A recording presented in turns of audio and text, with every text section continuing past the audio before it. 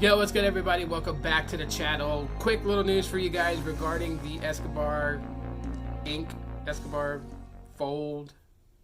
Look, guys, I'm not related to them, okay? Let me just clear this up right now. I'm not related to them. Like, yes, we share a last name.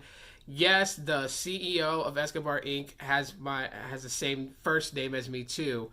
Not Tito, but my actual government first name. And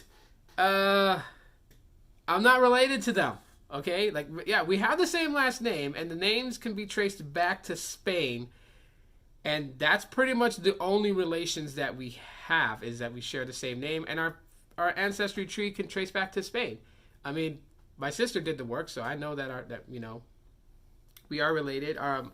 Our relations to the name itself traces back to Spain. We actually have a family crest, and I'll put that right here, which is kind of cool when you do that. Find out you have a family crest. So it's like in the old 1800 days when you would write a letter and put the little candle wax to seal it. You stamp it with your family crest to show that the letter came from your family. My family, Escobar, last name, has a family crest. And they could probably be related somewhere, but it's like far, like, wait, like, it's not like I could go to them and be like, yo, drop me $100,000, like, yeah, I don't know them, they don't know me, I'm not related to them at all whatsoever, so no affiliation with the company itself too as well. Making that very, very clear right now.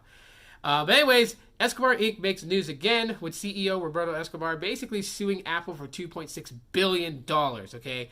Now, this is the same guy who said he was going to sue Apple for $30 billion because they're cheating their customers from the devices that they sell. Apparently, the Escobar device is unbreakable, and they use all this material, and it's like, yeah, no, it's not. And just a little backstory, okay, about their unbreakable phone.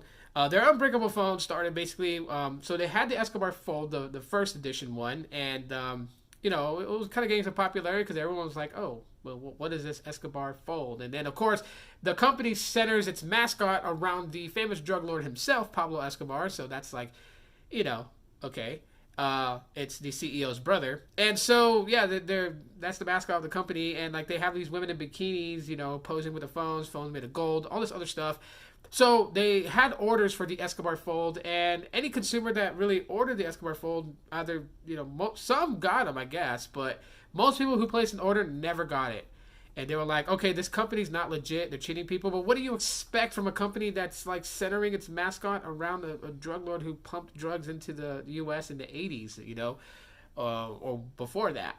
But anyways, so then came the infamous Escobar Fold 2, which they wanted to have MKBHD review the phone. Now, the funny thing about that story, which, you can go to MKBHD's channel and check it out, was he ordered the Escobar Fold 1 because he wanted to check out the phone. So he ordered it himself. He was not approached by the company to review it.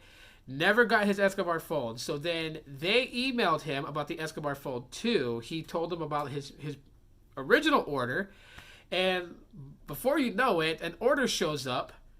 But it's not the Escobar Fold 1 that he ordered. It was the Escobar Fold 2. So while he's getting ready to do his review, he's filming his B-roll footage for his his first impressions of it.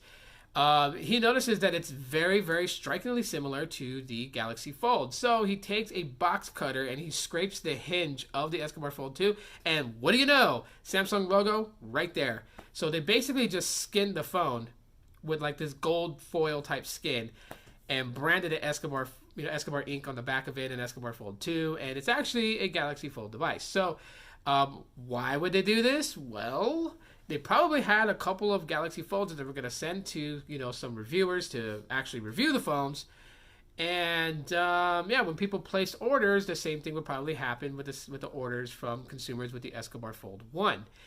So, yeah, you really can't trust a company that's going to center its mascot around the name of a very well-known drug lord from South America. So yeah, they're back in the news right now again because Roberto Escobar, who's the CEO of Apple Inc., says that there's a big security flaw with iPhones. He goes on to talk about that he's suing Apple for $2.6 billion because of a FaceTime call that he had. Apparently, a hacker was able to get into that call and through FaceTime was able to get his location. Now, this is possible, okay? You know, like I know people that you know I that could do this, right? They can get your location, they can get your address, okay? On the internet, nothing is sacred. You know, you can get doxxed by a maestro. All right, you don't know what a maestro is? That's like a pretty high up there level hacker. Okay, so like a lot of people jump into the hacking scene and think it's cool to be a hacker, and they'll be like, "I'm a gray hat hacker, I'm a white hat hacker, I'm a black hat hacker," you know, whatever you choose to do. You know, if you're good, if you're like not good but not bad, or if you just have malicious intent, you know, then you know you're bad. But there are maestros, okay? Maestros are out there, and they're really good at what they do, obviously. And yeah, they can do a lot of crazy, amazing things with the cyber world.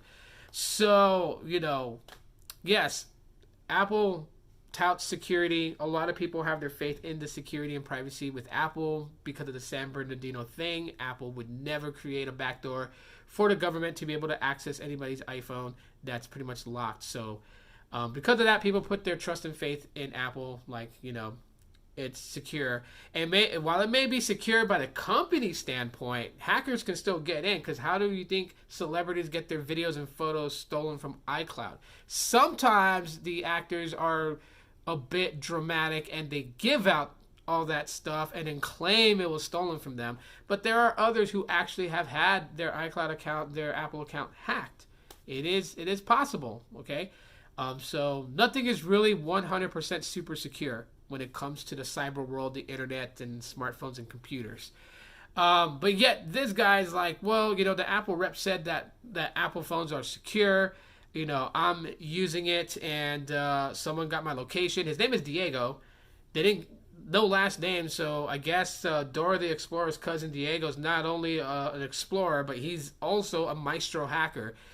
Sent a bunch of death threats to Roberto Escobar, and Roberto had to basically move and hire security to protect himself, and so he's suing Apple for 2.6 billion because of that. Like, okay, you know, here's the thing. First of all, you know, if your phones are unbreakable and the best smartphones in the world, then why aren't you using your own phones? Why are you using an iPhone?